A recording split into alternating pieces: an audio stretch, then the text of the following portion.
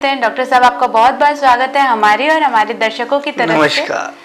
हमारे इस कार्यक्रम में दर्शकों, जैसा कि हम अपने पिछले एपिसोड्स में जीवन के बारे में, हमारे लिविंग स्टाइल के बारे में, हमारे लिविंग स्टैंडर्ड्स के बारे में बहुत सारी बातें की, हम लोगों को ये पता चला कि हमारे अंदर ही सुख सारा छुपा हुआ है। अगर हम ढूंढना चाहें तो हमें सारा सुख हमारे अंदर मिलता है, और अगर हम करना चाहें तो सारा क्रोध, असंतुष्टि, ये सारी चीज हम अपने अंदर से करते हैं जो हमारा हिस्सा नहीं है। डॉक्टर साहब, जैसा कि हमने पिछले कड़ियों में बात की थी, हमारे दर्शकों की इंटरेस्ट भी जाने, उनके सवालों के जवाब भी दिए हम लोगों ने, तो आगे अब मैं जानना चाहूंगी कि हमारी जो संतोष की जो सीमा है, जैसे 99 का चक्कर जो हम बात कर रहे थे अभी कुछ देर पहले ही, 99 का चक्कर, जैसे अगर मैं 1000 रुपए कमाती हूँ तो फिर मुझे लगता है कि यार थोड़ा और कमा लूं। अगर मेरा लाख रुपए की कमाई है तो मेरा 1.25 लाख का खर्चा है। अगर मैंने करोड़ में कमाना शुरू किया तो मेरा करोड़ों रुपए खर्च हो जाते हैं। तो इस चीज से संतुष्टि कैसे मिल सकती है हमें उसके लिए क्या उपाय करना चाहिए? बहुत अच्छा प्रश्न है आपका।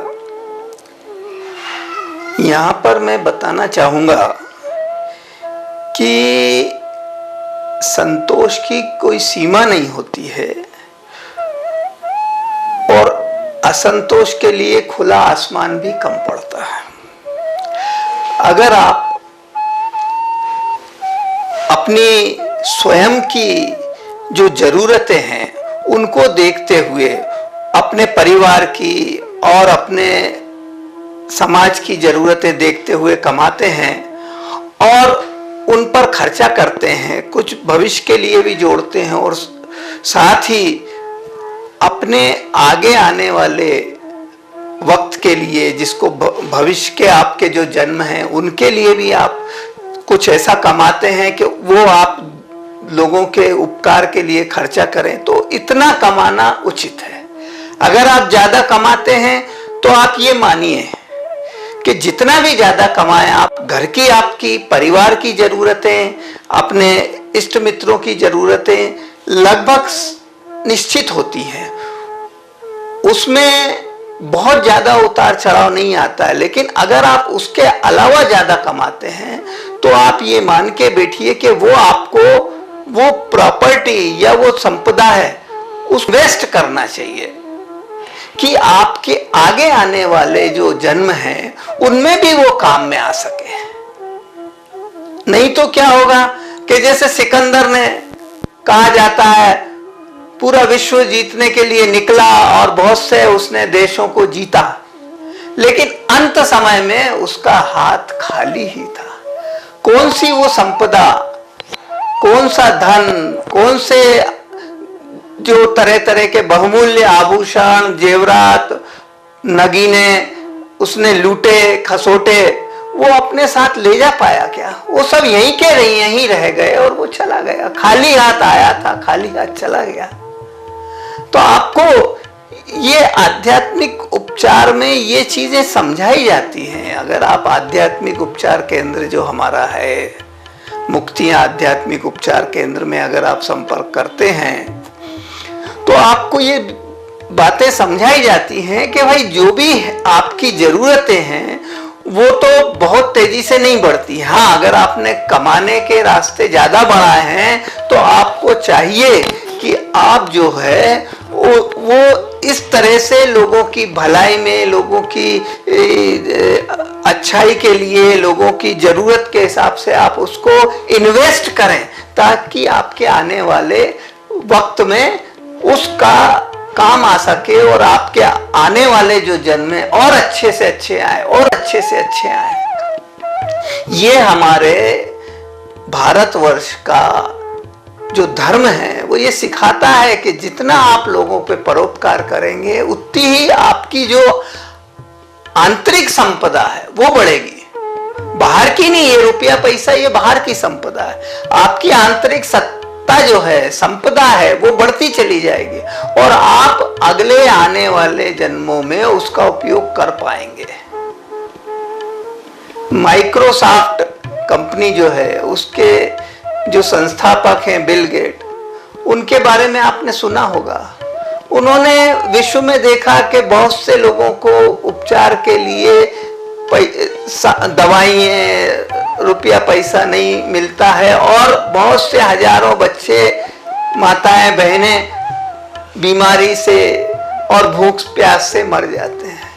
उन्होंने अपनी संपदा, सब काम धंधा बंद करके और अपना जो उनका बिजनेस चलता था वो अपने अधीनस्थों को सौंप दिया और जो संपदा है वो पूरी के पूरी अपनी जरूरतों को थोड़ा देखते हुए वो संपदा पूरी की पूरी लोगों के कल्याण में दान कर दी। आज बहुत सी वो चैरिटेबल संस्थाएं चलाते हैं। ये आध्यात्म का एक उदाहरण है कि भाई आध्यात्म सिर्फ ये नहीं होता है कि आप अपने आप तक सीमित रहें, आप अपने आप को देखें। आध्यात्म का मतलब ये है कि आप अपना तो कल्याण करें ही, साथ में दूसरों का भी कल्याण करें।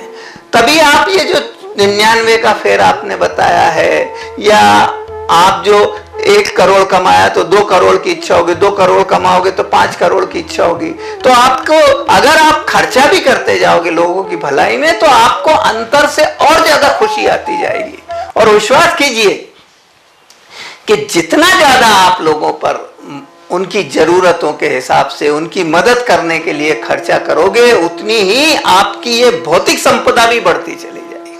आपको आज अगर आपके पास लाख रुपया है, आपने लोगों की सेवा में, लोगों की जरूरतों में अगर उसका आधा हिस्सा दान किया है तो आपका तेजी से 2 लाख, 4 लाख, 5 लाख, 10 लाख बढ़ता चले जाएगा।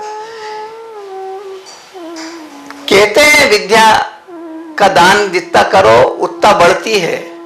यहाँ पर मैं आपको ये बताना चाहूंगा कि ये धन भी ऐसी ही चीज है। इसको जितना ज्यादा आप दान करोगे, लोगों की भलाई में इसका उपयोग करोगे, हो सकता है उसका फायदा आपको अभी नहीं मिले। जैसे कोई वृक्ष लगाता है तो वो वृक्ष के फल आने में 20 साल रखते हैं, तब तक हो सकता है वो जीवित नहीं रहे, लेकिन उसका फल उसको आगे मिलता है। तो ऐसे ही आप ये मानिए कि अगर आपने 1 रुपया भी किसी की मदद के लिए खर्चा किया है तो वो लाखों रुपया बनकर आपके स्वयं के पास आएगा। और अगर आपने किसी को, एक व्यक्ति को भी तकलीफ दी है, परेशान किया है, उसका घात किया है, तो प्राकृतिक नियम के अनुसार आपका स्वयं का घात लाखों बार होगा। परेशानी में आप लाखों बार पड़ेंगे, लाखों जन्मों तक पड़ते रहेंगे। आप स्वयं विचार कर लीजिए आपको कौन सा मार्ग अपनाना है और अपना भला किस तरह करना है। हमारा जो आध्यात्म है वो सुख का मार्ग बताता है। जैसे जैसे आप लोगों की भलाई में, सेवा में जुटते जाओगे, वैसे वैसे आपका अंदर से भी सुख का उदय होगा।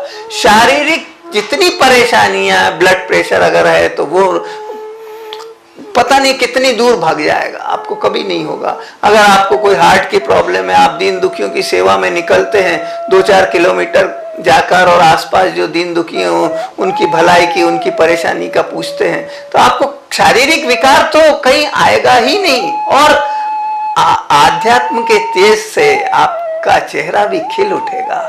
रुपया पैसा कमाइए, उसमें कोई आपत्ति नहीं है, लेकिन खर्चा दूसरों की भलाई में करना जरूरी है। और फिर आप जितना भी कमाएंगे वो सोने में सुहागा सरीका चमक जाएगा। आपका यह लोक और परलोक सब सुधार देगा। ओम शांति। डॉक्टर